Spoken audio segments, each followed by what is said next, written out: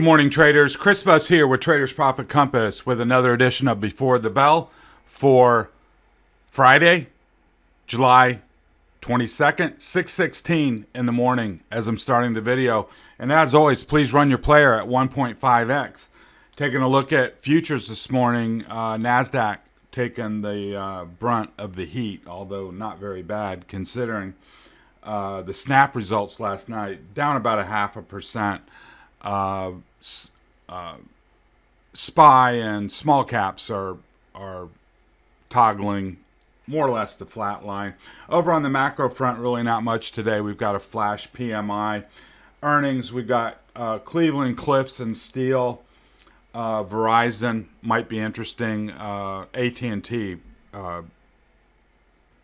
bombed the other day, so we'll see what Verizon does. American Express, Schlumberger, Twitter, and HCA Healthcare is what I have for today. So we were aware of the potential for Snap to lay an egg, which it did. Took down Google, took down Meta, took down a lot of the Pinterest, social media stocks, stuff like that. So we're going to have to, watch that today. Took down Google, basically for contagion. Last time this happened, it took down the whole market. So I'm actually fairly relieved that at least at this juncture this morning, there's not more contagion. So we've got all these mega caps starting to report next week. So hopefully there'll be some resiliency today and into the early part of next week. And don't forget, we got the Fed on Wednesday of next week as well. So there's going to be a lot more going on next week than there has been this week, kind of in a news vacuum, if you will. So let's get into it. I got a lot of stuff I want to show you. We're on our toes because of these oscillators up here at overbought on the New York, overbought on the NASDAQ. And as we move into SPY, these are, I know these are messy charts, so I'll apologize in advance. I wanted to point something out to you. What I did, if you can focus on the black, what I did was drop in the Fibonacci retracements off of the most recent big swing high back at the end of March up here at 460, 4600 from high to low. And you can see that we have retraced up into that 38% fib zone, and the 50% and the 618 retracement align align really well with other elements in the chart. We've had our eye on this big resistance zone between 410 and 415, and we've got this outlier gap up here at 418. I think we'll see that on the 60-minute chart. But here's the point. No doubt about it, we're in a bear market. We are in all the things that we've been talking about for quite a while. And if you're new to the channel, if you go to the blog site, you'll see a thing on market conditions. And if you click on that, all the methodology of Fed tightening cycle, wringing liquidity out of the system, all that quantitative tightening, etc., are all I mean, really just getting started. So I view this as a bear market rally, and I think you should too. I don't think we can, say at this point, oh, that's the bottom. It's an intermediate low, and we've got to bounce. Now, here's the deal. In the way I use these fibs are as important areas of interest. What are the other important areas of interest? Well, the technical resistance areas. And we have gone through several of them to the upside. We've broken downtrend resistance on the daily chart. That's important. We've come up to fill a gap. That's a technical check mark as well. And now we're at the 38% retracement level. And what I notice on the chart is that we've also got a somewhat of a void here in the volume over price profile. So no doubt about it, we've got to be on our toes. If I had a bunch of long positions that I put on down here that I had a lot of embedded gains in, I would be either moving up stops, if you're in common stock, stuff like that, or moving up strikes to take those embedded gains off the table. Would I go into gonzo short mode now? No. I want to see if price can move through this relative thin zone and move up here to the meat of this resistance. Notice we got the largest volume over price bar right here at 415. So I think there's the potential to move up into this 410, 415 zone. Notice where the 200 comes in right here at 415, and that would give us more technical check marks from the standpoint of we're in the meat of technical resistance. We're at the 50% retracement zone on the fibs, and we've got significant overhead resistance at the 200 that comes in at 415. That would be a place where I would be, okay, that's probably it. Right now, my antenna are definitely up. But I think we've got a few days. We've got today, we've got tomorrow,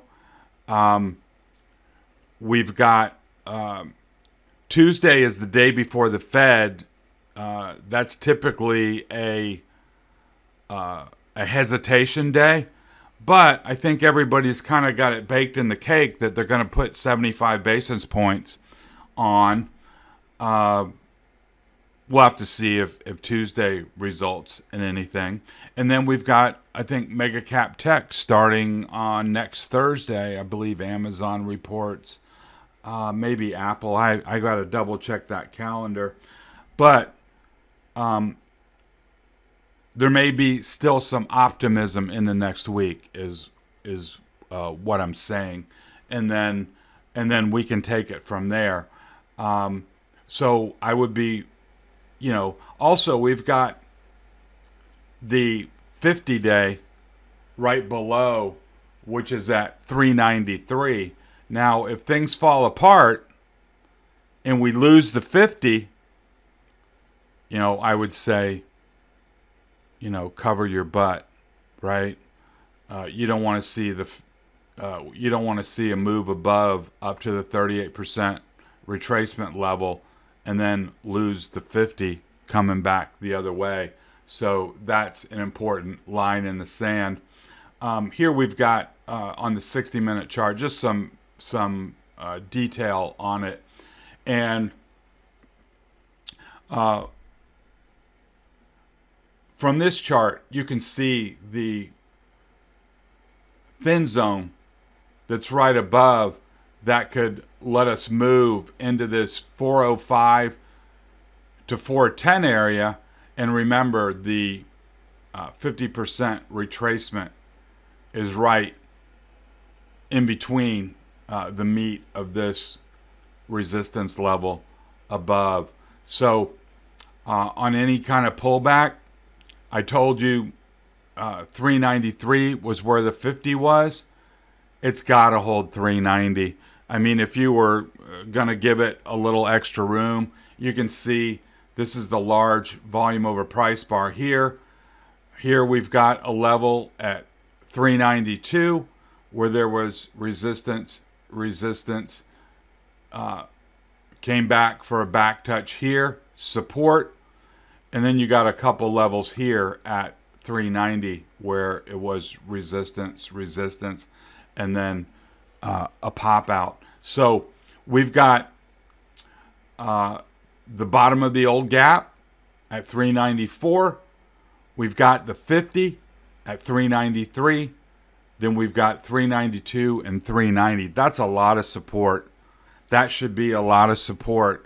And I would be really, I would be saying that's it if you lost 390. So that, I think those are some good levels for you to kind of etch onto your chart and into your mind. QQQs, again, busy chart. Apologies. Focus on the black. Same exact idea. Swing high, swing low, right at the 38% retracement level. Same thing in SPY. The 50% retracement level is right in the meat of this 317 to 322 area. That was the level that submarined us last time, where we could not get above. So we're sitting at 307.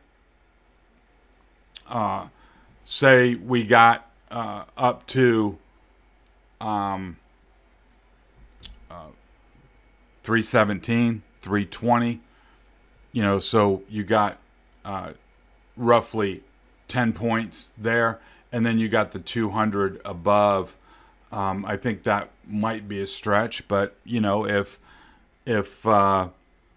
mega cap tech beats expectations and the Fed has some type of a dovish hike, 75 basis points, but talks it down like, now we're going to wait and see and blah, blah, blah, and kind of are dovish about it. I don't want to take anything off the table. All I want to say is 317 to 322 was a problem before, and you got the 200 coming in, but notice there's a gap to fill right up there at the same level. So, gap here, technical check mark, move up to the 50, the 50% retracement area, possibly move higher, but definitely same idea as SPY. You got the 50 below as support. You've got all these fast moving averages curling up, which should be support. So we've got some levels below that we can focus on as far as, when to pull the ripcord. And you can see very clearly here, never even minding the moving averages, you've got a definite line in the sand at 296. Now, would I want to, go from 308 to 296 just, waiting? No. I think you've got a level right here. Notice the largest volume over price bar here at 305. If I'm an active trader, which I am, and I'm sitting here long the Qs, hoping for more, hoping for a gap fill here and a move up to 317.50, and we lose 305, I'm not going to sit in that position. I'm going to, take it off. Not saying, oh my God, it's a gonzo short, but I'm sure not going to just sit there and hope it comes back. What I would do is if it came down into some good support, and then either buy it here at 300, where it's been proven to have support before, or if it undercuts 305, then recaptures it. Say this morning, they take it down because of Meta and all this other stuff. Snap, Google, they take it down, 304, 303, and then come up and recapture that. I mean, that's a buy, recapturing a key level from below. We know that. So that's how I would handle that. Moving on to IWM, same thing. Swing high, swing low, back up to the 38% retracement level. Notice how well that 50% fib lines up with key technical resistance here, and even the 618 lines up really well with the major downtrend line coming down here right into this 192, 193 area. So we have made some progress into the gap here. A little bit more for this gap to fill. Notice there is a somewhat of a void in the chart before things get really, really tough here at the 50% level at 187. So I'm looking for a gap fill here and a move up to this 187 line. Notice you've also got, you can see the void in the charts here where price tends to have a little bit easier time moving forward. So same kind of a look on IWM. Meta took the hit after hours. What I've done here is just pencil in a hypothetical gap down. I looked pre-market. It came right down to support. It was trading 172 in the pre-market as I looked at it. So that would form this gap. Also notice that 172 isn't a random occurrence. It's right here at all this resistance, resistance, resistance, resistance. Now all this becomes support. So 172 is a major pivot on Meta. And if it can hold it, I think that's a good long right there. If you're, either actively trading or want to take, a shot into next week, I think, look and see where, think ahead. What am I going to do at, FOMC, etc. And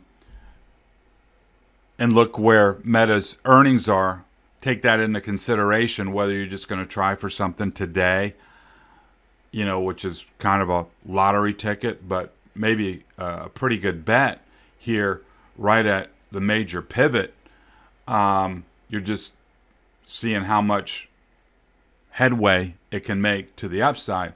But if you want to swing something in the next week, get next Friday, and you've got about as good as it gets in terms of support under 172.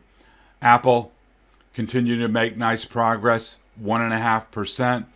What I've done from over on the daily chart is 156 is a line of resistance on the daily chart. So if you've been ratcheting it up, 156 would be a major hurdle, and I would be gauging everything off of 152 and the 200 EMA.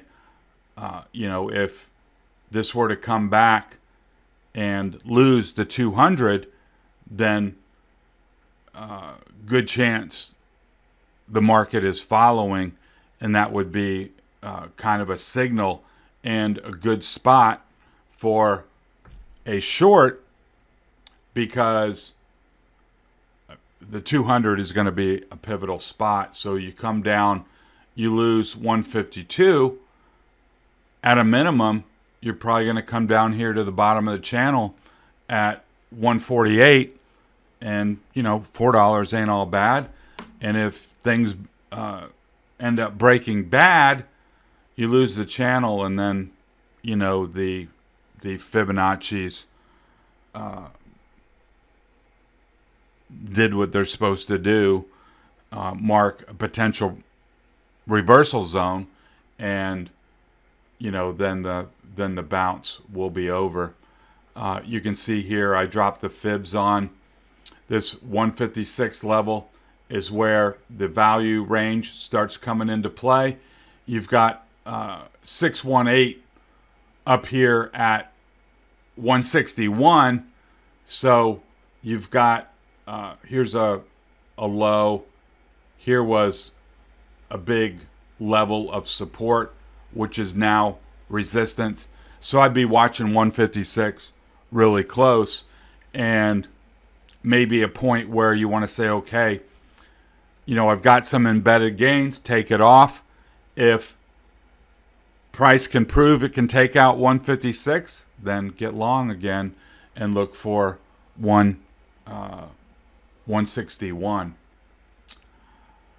Tesla had a really nice day yesterday.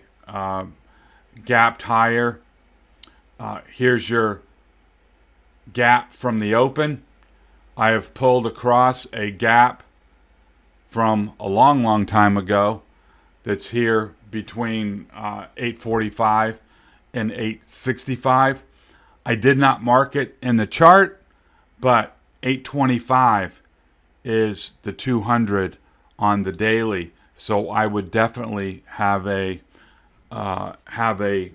mark on your chart if you're an active, intraday trader and trading on smaller time frames. Know that 825 is your 200, and you can see, there was the thrust, and now it started to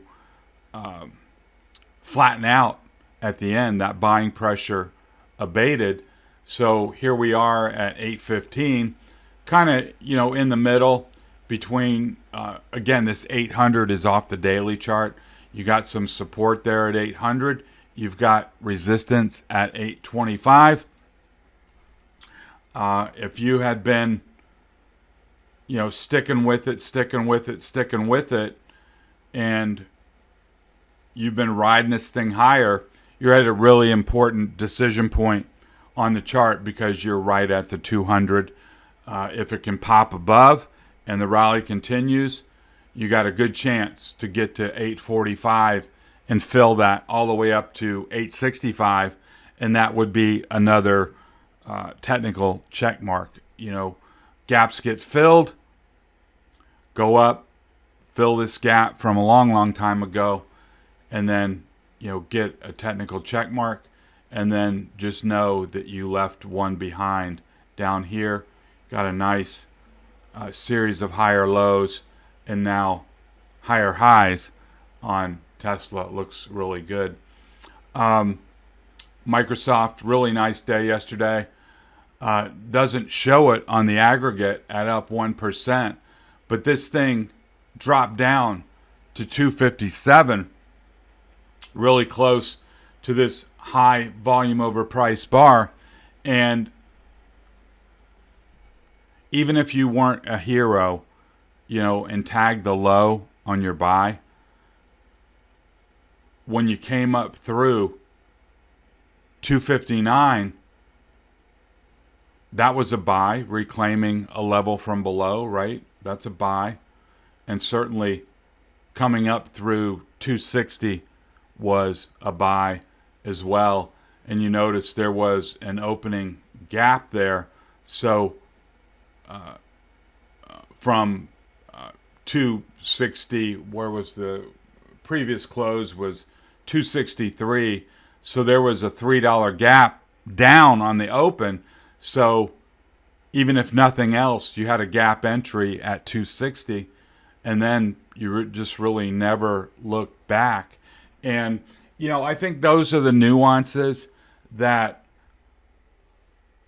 knowing the levels really, really well on, 8 or 10 charts really pay dividends. Ones that you look at day in and day out. I mean, these are the market leaders. Do they move as much as, some other high beta name? No. But you've got liquidity. You've got tons of option volume. They work well to the technicals. And does every trade work? No. But if you're hyper focused and, set your alarms at your levels rather than jumping all over the stock market looking for the hot trade of the morning. I mean, there's plenty of people that do that and do that well. Don't get me wrong.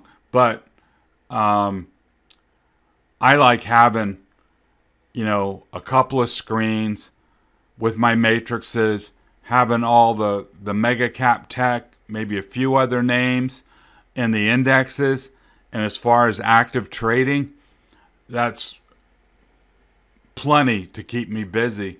And, when you can get a run like this, get a drop like that, whatever, just going from 260, which would not have been a hard entry just because you're entering the morning gap, and then, finish the day at 265, that's $5. I mean, that's a good payday. They don't always work like that, but when they do, it feels good to know that you had the levels and, you knew where to get in, and, 263.5 would have been a good place to roll up if you wanted to, protect those gains with the gap filled and at resistance, etc. Blah, blah, blah. You can manage the trade from there how you see fit. But just knowing those levels and having those alarms already preset make all the difference in the world when things are moving. Now, Amazon was an example yesterday. It was up 1.5%, but it wasn't quite as easy. There was a drop in the morning. If you were Joe Sharpshooter, you would have seen this flag with support, 121.50, 122. You could have taken a shot there long or bought the breakout at 123. That's what I did. And, so somebody that was sharper or better or however you want to phrase it, bought that low, had a really nice day going from 121.50 up to 124.50. That's, $3, or even just from 123. That wasn't all bad either. So remember, on the daily chart, we're looking for 126. So now we're above the high volume over price bar. Any kind of pullback into 123 can be bought. If you drop below and then recover, then you can buy that as well if the week is going to finish strong.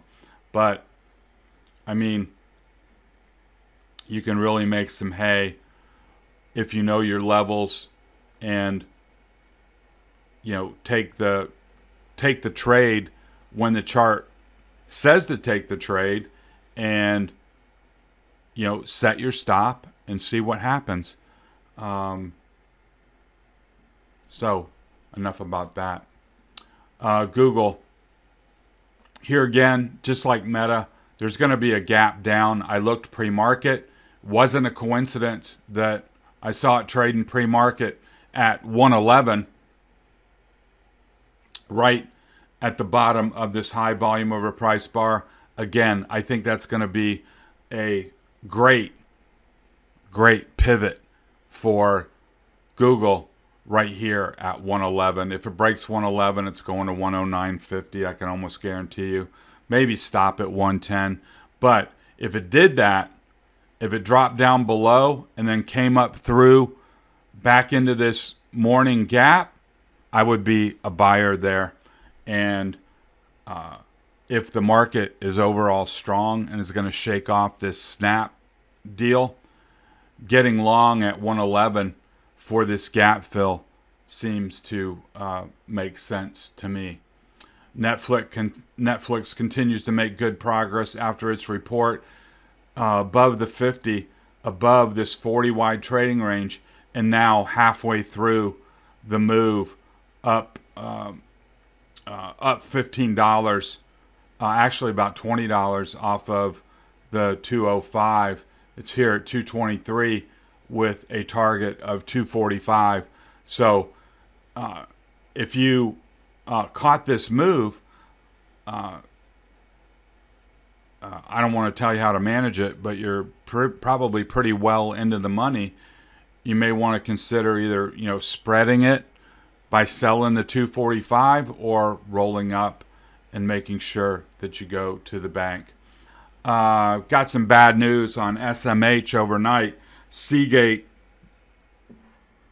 laid an egg on their earnings report, so we're going to take a hit on Micron, and if you're in SMH, you're going to take a hit on that as well.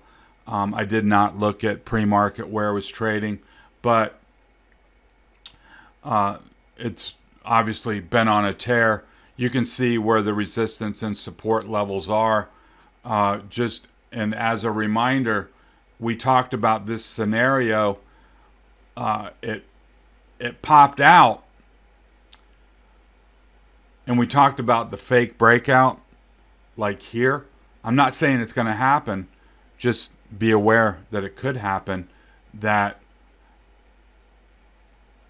this breakout yesterday, most likely, if you're a swing trader, if you're trading the daily time frame, I mean, that's a buy signal on the breakout of the trend line, and the market has done stranger things than a fake breakout and then come back into the channel and then the whole thing fall apart after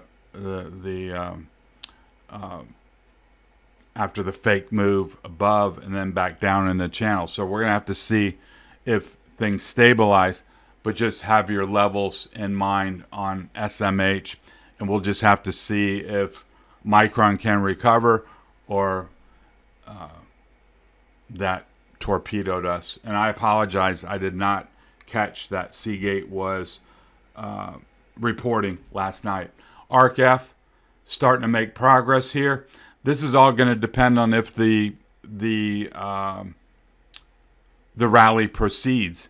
So just be aware of that. But from a technical standpoint, it is starting to break out into a big void, and I think the door is open to 23, and you've got the 50 below as support. And if you are long and are taking a shot there, just keep that 50 in mind as both support and a location where you could place your stop below. Genomics, a little bit better technical shape, clearly breaking out here with all the moving averages pointing up. I think this is open to 43, and if you had gotten this at any point along the way, you can set your stop just a little bit below 38. ARK, I would call this a clean breakout from the downtrend. You've got all the moving averages pointing higher. I'm looking for 52.5 as a first stop on this move over to these the prior low in this support area, with the measured move pointing all the way up to 57.50. ARKW kind of lagging here in this base.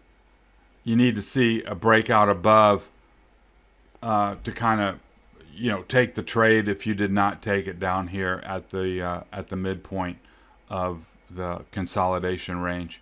So we'll have to play that one by ear if you're interested. Here's Micron. It's going to take a hit this morning. We'll have to see if it will bounce back on, you know, after that Seagate news. So we'll just have to wait and see. You know, if you're not in it and, you know, it comes in here to 60, I think that's going to be key support. That's for sure, because you had all this resistance and now it pulled back to support. That's a pretty common move, and then a bounce up. Of course, those that are in it are not going to want to see that, but, you know, it could happen. Lowe's is doing well. I dropped in a level here at 192.50 where it's going to most likely get a little bit tougher. I looked at the values of the options that we have. Those of you that are in the August 195s, they're up a little over 50%. And really the same thing, we had another scenario where you might want to have had the 190-205 spread. That's also up about 50%. So you'll have to manage that as you see fit. You may want to roll up and go to the bank, or, you know what, hold on to that for a while, see if it can continue, and see if we can get some more gains out of that. Goldman Sachs, right up here, up against the 200. Hopefully you've been rolling up all along. This will be a really big juncture at the 200. If it can jump above, then I think you can get to this high volume over price bar at 340. And then I don't know what to tell you. If we broke 340, we would be in a major gap, and there would be a massive rally going on. So let's wrap it up there this morning. Stay on your toes. Keep in mind those Fibonacci retracement levels. Let's watch Meta, Google, and the rest of the social media space to see if those key levels can hold, especially on Meta and Google. I think there's some nice opportunity there with price falling to support at the open. See if you get a big bounce there, and let's see if we can finish up the week strong heading into next week with all the mega cap tech reporting and starting to report, and the Fed on Wednesday. And certainly have a good day of trading and have a super nice weekend.